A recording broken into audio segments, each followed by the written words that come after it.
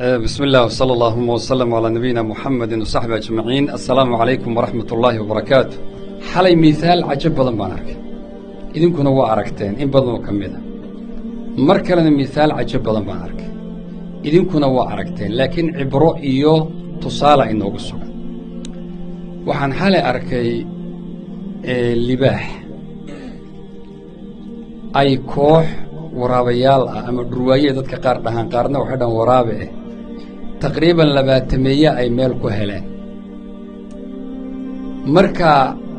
inay cunaan bay rabaan isna inuu iska dhiciyo rabo waa libaax waa garanaysan waa laga wada carari jiray Soomaa laakiin koox 200 durwaaba helay wayna aad bay u rafaadiyeen meel xun bay xaaladu ka gaadhay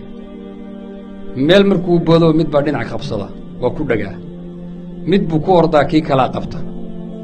isagoo xaaladu ku xunta baa meel fog waxa ka arkay saaxiibkii oo libaax kala ah orod buu soo qaaday suu u soo ordayay ayaa wuxuu ku qaaday olo kooxdii dhan hal mar buu dhaxmaray yacni minutes wax ka yar second ayay meeshii ku baneeyeen waa carareen labadii libaax baa isu yimid waxaad moodaa in laba qof oo is salaamaya meel bay fariisteen markaas dhinac loo seexay misaalkaas muxuu idin tusi karaa qofka keliya sidaas loo cunaa qofka dad ku tiirsan sidaas uu badbaadaa misaalka kale waa mid aad aragteen isaguna labo ghazaal deerana dadka qaar baa yidhaahda garanuugna dadka qaar baa yidhaahda wad aragteen baan u falaynayaa wax badan oo ka mida geesa leh labadoodii laba shay is cunaya iyagoo saa isu cunayoo geesihii iskula jira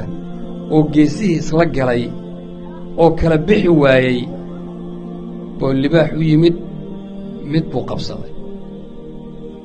iyadoo tii kale geesaha kula jiro halkii ku cunay waxaa u haysa walaasheed middii kale u haysa way u xajinaysaa tartiib meeshu ku dhammeeyey saasoo ku cunay labadoodu waa is cunayeen laakiin cadowgoodii baa cunay waxaan dareemayaa inaad fahmi karaysaan ahamiyadda ay leedahay walaalnimadu ahamiyadda ay leedahay waxdadu ahamiyadda ay leedahay midnimadu iyo dhibaatada ay leedahay tafaraaruq iyo kala tagu